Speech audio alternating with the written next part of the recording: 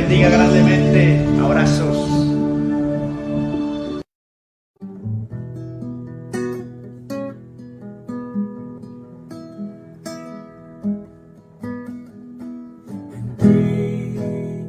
Confía mi corazón,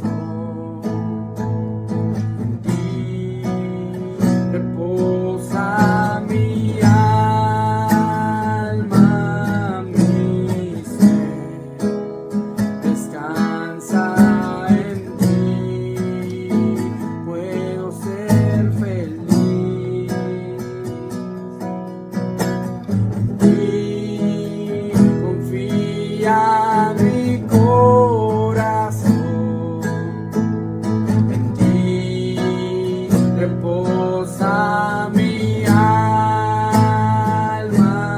mi ser descansa en ti, puedo ser feliz. Vamos, iglesia. Porque sé que estás obrando tu perfecta voluntad.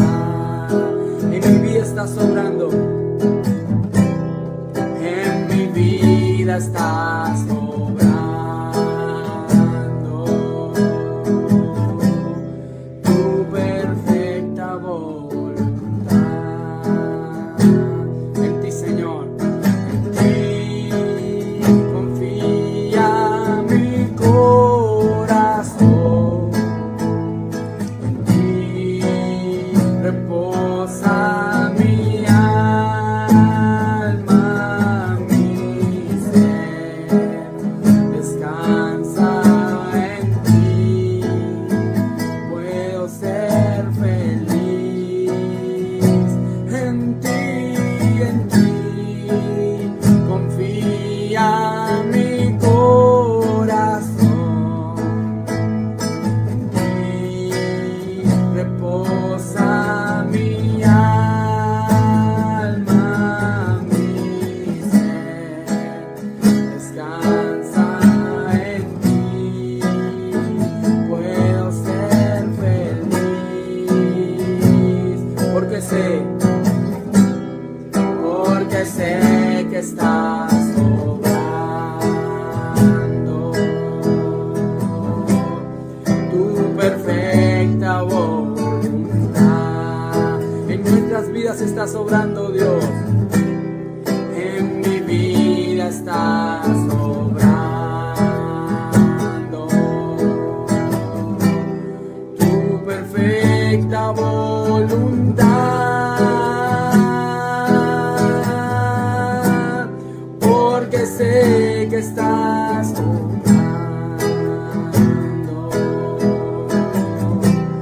tu perfecta voluntad.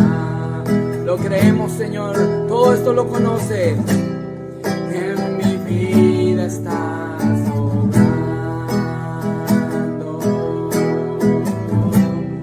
tu perfecta voluntad.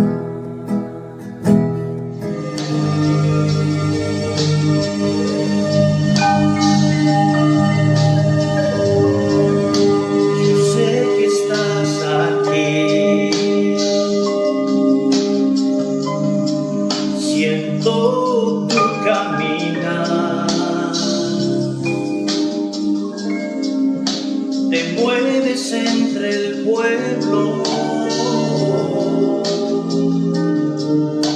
trayendo sanidad.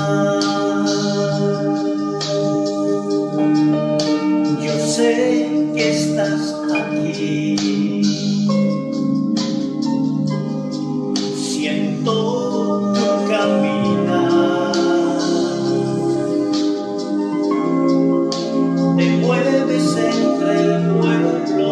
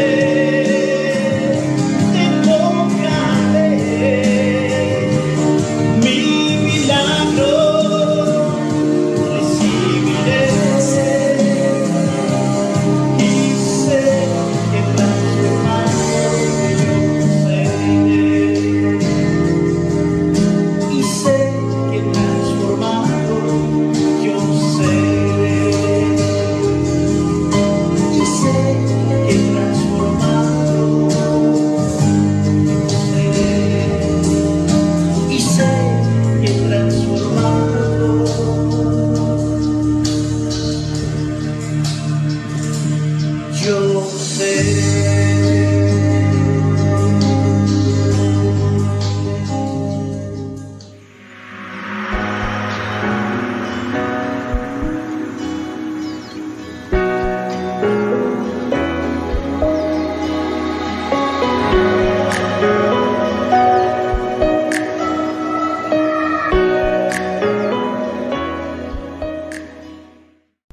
Hola hermanos, muy buenas tardes, es un placer poder acompañarles a ustedes, poder estar aquí compartiendo la palabra de Dios. Estamos en esta Semana Santa como es conocida a nivel mundial, o la Semana Mayor. Quizás es una semana bien importante alrededor del mundo porque se recuerda y se celebra aún la vida de nuestro Señor y Salvador Jesucristo. También podemos resaltar que es una semana quizás de vacaciones para personas, pero al mismo tiempo muchas personas intentan de cierta forma acercarse a Dios. Pero mi anhelo, y espero que el anhelo de ustedes no solamente sea acercarnos a Dios y buscar a Dios con todas nuestras fuerzas solamente en una semana al año, sino que lo podamos hacer diariamente, que sea una comunión diariamente con Él. Si no, estaremos viviendo una religiosidad muy probablemente sin sentido. Estamos llevando esta miniserie, por decirlo de alguna forma, del muy conocido Sermón de las 7 palabras pronunciadas por nuestro Señor Jesucristo en la cruz, entre las que ya se ha enseñado: número 1, Padre, perdónalos porque no saben lo que hacen. Número 2, de cierto te digo que hoy estarás conmigo en el paraíso. Y número 3, mujer, he ahí a tu hijo, he ahí a tu madre. Y en esta oportunidad estaremos revisando la 4ª palabra, la cual es: Dios mío, ¿por qué me has desamparado? Entonces los invito para que juntos podamos abrir la escritura, podamos leer solamente un pasaje en esta oportunidad, que está en Mateo capítulo 27, versículo 46.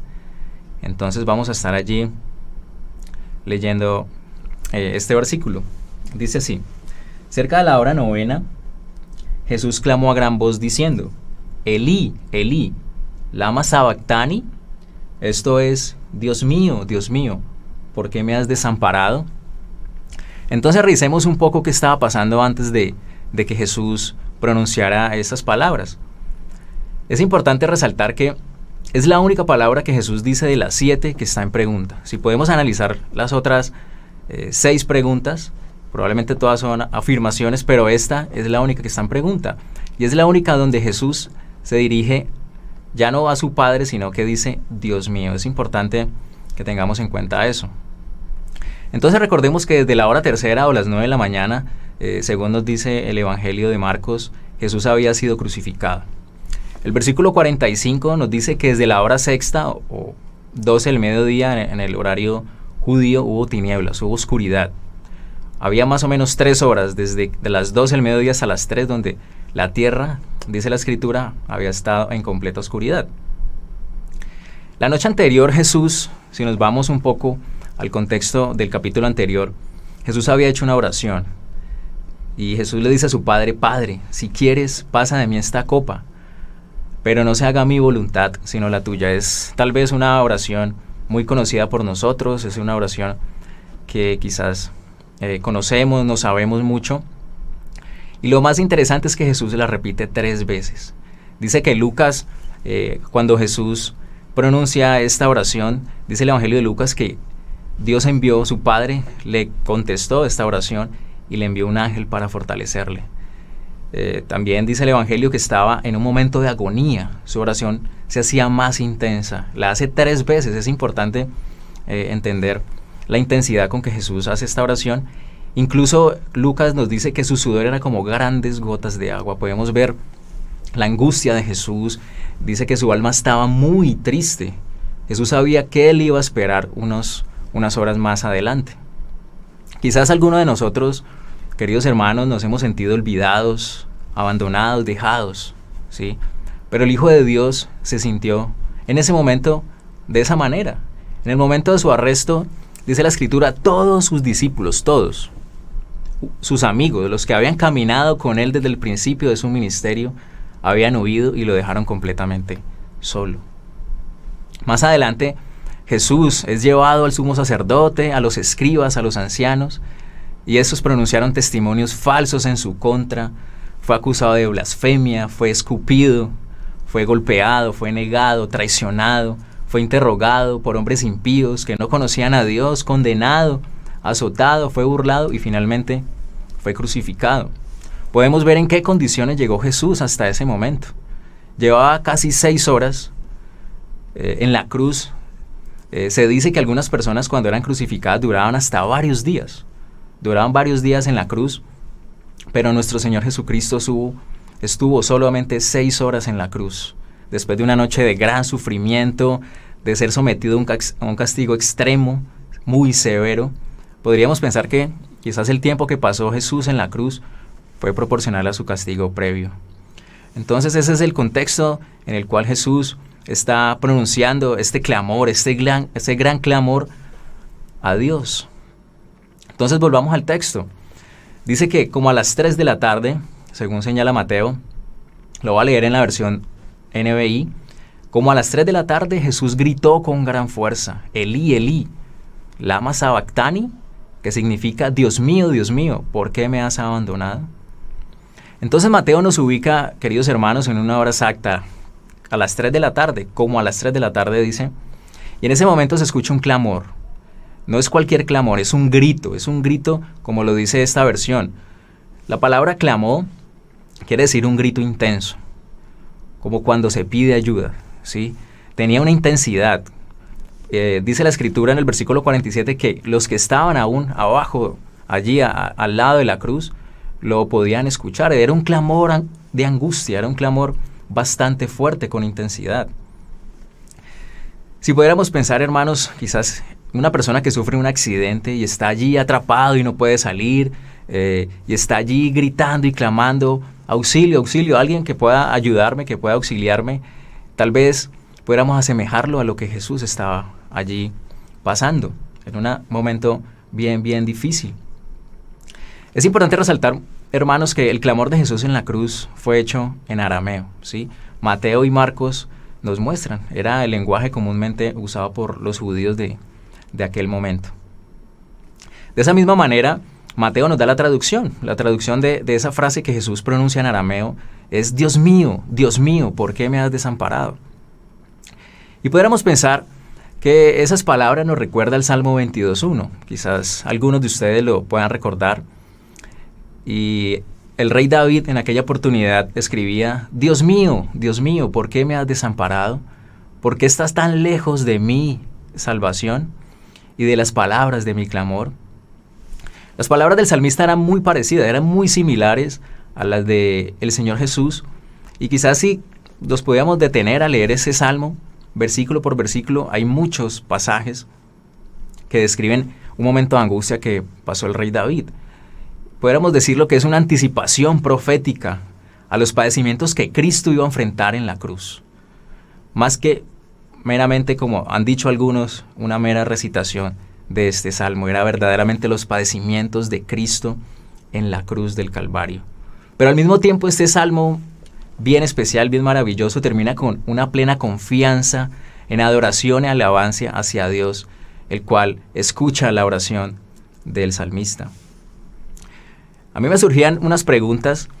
¿Y cómo es posible que Dios haya desamparado a Dios? Porque Jesús, siendo hombre, era Dios. ¿Cómo es posible que Dios haya desamparado a Dios? ¿Por qué Dios desamparó a su Hijo en aquel momento? ¿Cómo pudo ser que Jesús se sintiera de esa manera? ¿Cómo es que Jesús se pudiera sentir desamparado? Revisemos un poco qué es el término o qué significa desamparar. Literalmente quiere decir dejar atrás en un lugar. Es desertar o abandonar. Es como si Jesús estuviera diciendo, Dios mío, ¿por qué me has dejado atrás?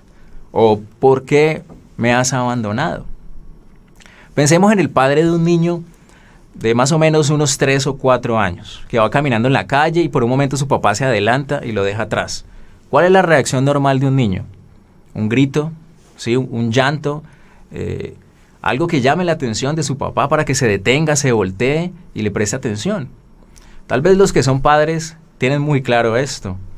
Ante el llamado de un hijo en un momento de dificultad, la respuesta es casi inmediata. Pero, hermanos, en el caso de Jesús, en el caso de Jesucristo, la situación era completamente distinta. Jesús es desamparado por su Padre. Es particular como unos capítulos antes, en Mateo capítulo 3, versículo 17, Dios Padre, refiriéndose a su Hijo, dijo: y hubo una voz en los cielos que decía: este es mi Hijo amado, en quien tengo complacencia. Y en el 17:5 vuelve a decir algo parecido. Mientras él aún hablaba, una nube de luz los cubrió, y aquí una voz desde la nube que decía: este es mi Hijo amado, en quien tengo complacencia. A él oíd. El primero se da cuando Cristo es bautizado, y el segundo, muy similar, después de la transfiguración.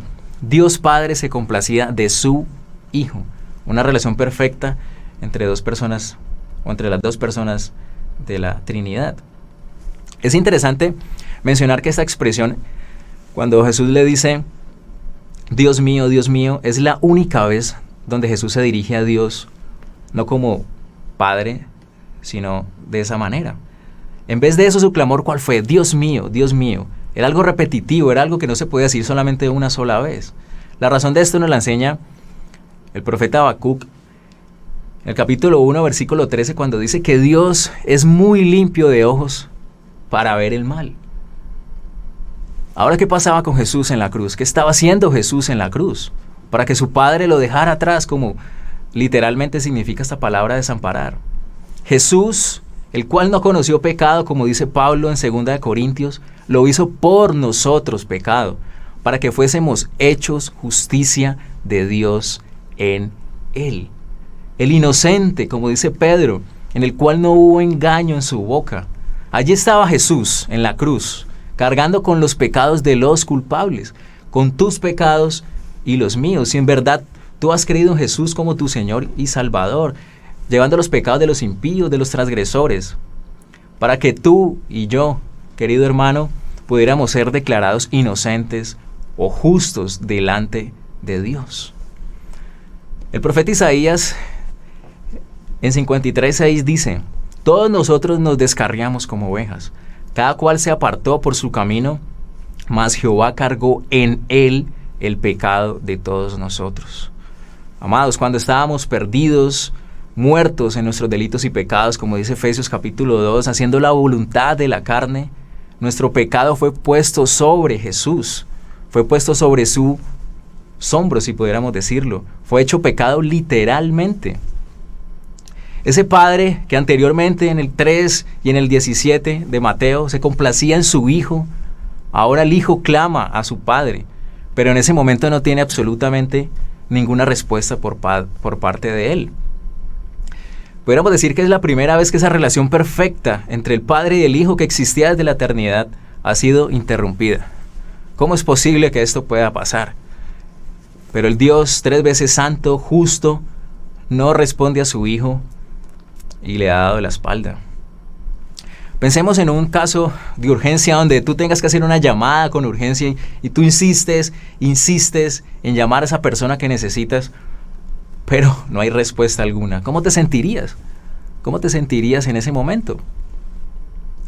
Pero hermanos, lastimosamente estamos quizás acostumbrados, estamos muy familiarizados con estas palabras, año tras año las exponen, se predican, se enseñan y las podemos llegar a tomar a la ligera, porque quizás el pecado ya no es tan malo, ¿sí? No lo vemos tan terrible, no lo vemos como algo que sea verdaderamente serio. Pero hermanos, para Dios el pecado sí es en serio.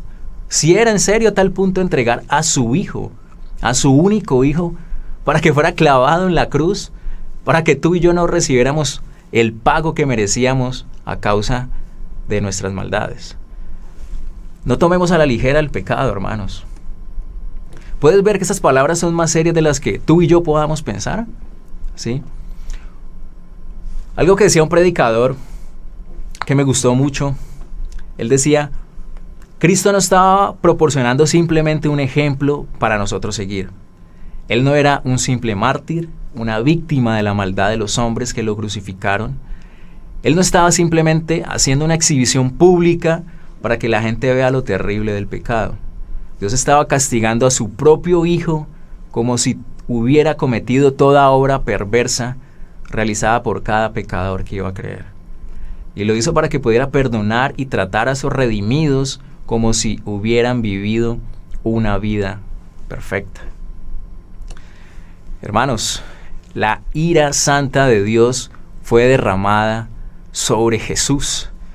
Si pudiéramos decirlo de esta manera, Jesús vivió el infierno que nosotros merecíamos en la cruz, para que nosotros no tengamos que ir a ese lugar.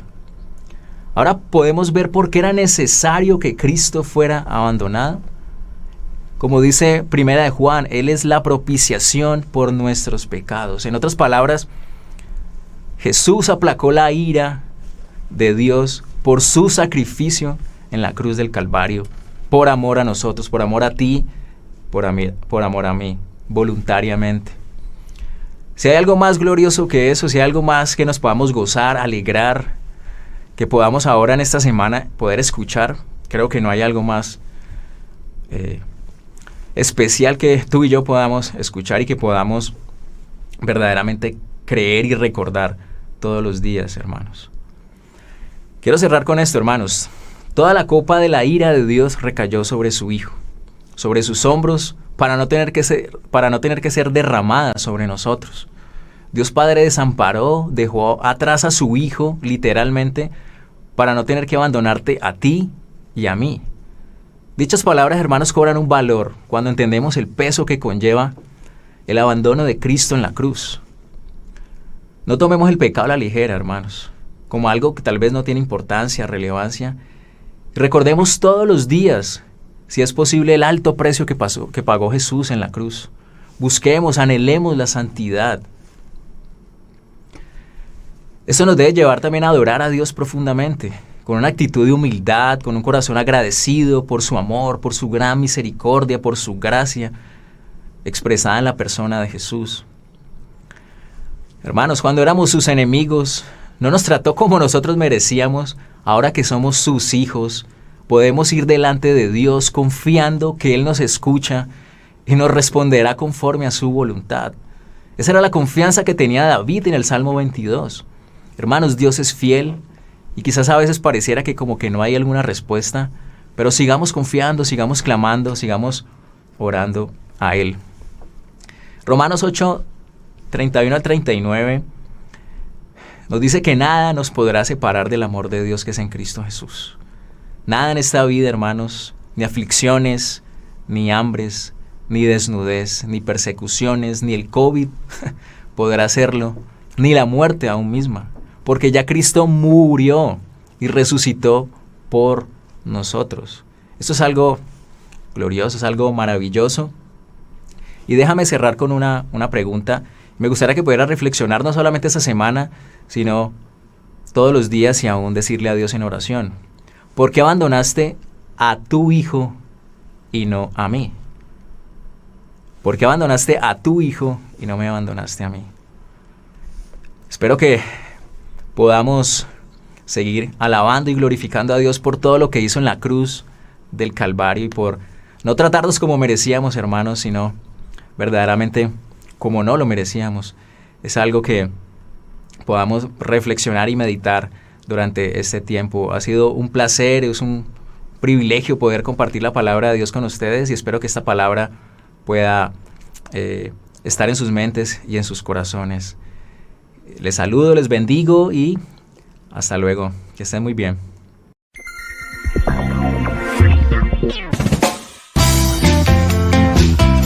Originando desde Guadalajara de Buga, en el centro del Valle del Cauca. UNEC Radio te acompaña siempre.